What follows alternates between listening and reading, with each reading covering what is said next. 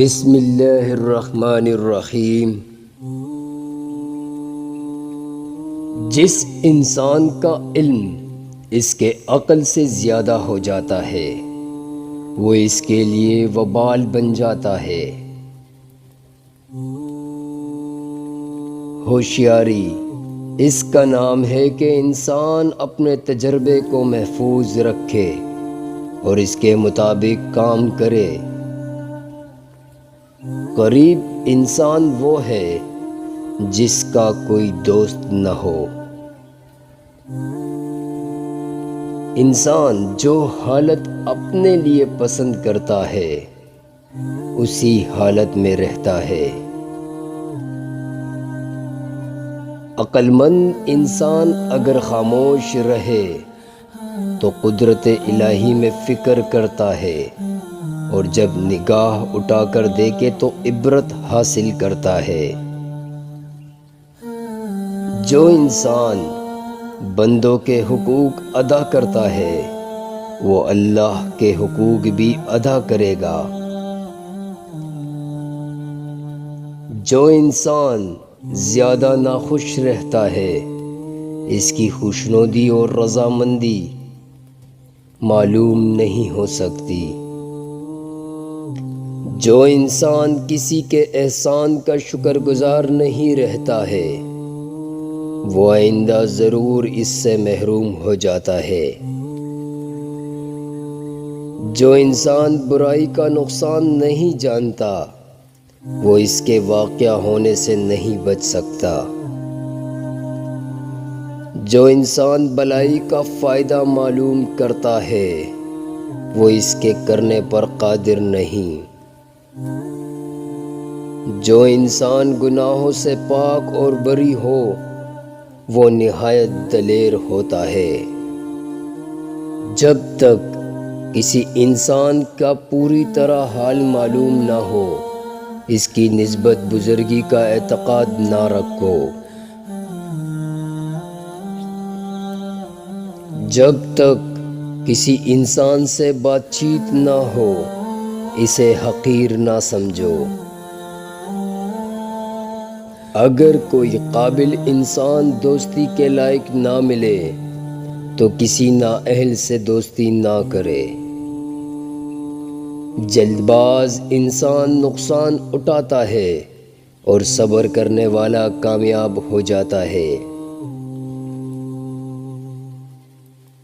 سچا انسان سچائی کے بدولت اس مرتبے کو پہنچ جاتا ہے جسے جھوٹا آدمی مکر و فریب سے نہیں پا سکتا۔ بے شک یہ بڑی نعمت ہے کہ انسانوں پر گناہوں کا کرنا دشوار ہو۔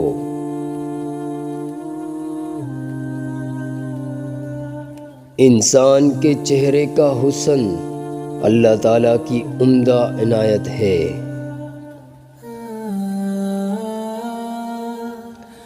انسان کے لیے کتنا برا ہے کہ باطن بیمار اور ظاہر حسین رہے۔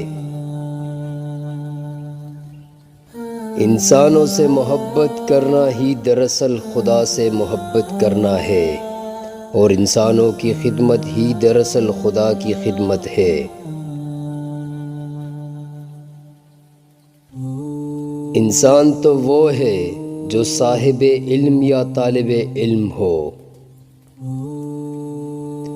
جو انسان اپنی ضرورتیں بڑھا لیتا ہے اسے اکثر محرومی کا غم ہوتا ہے۔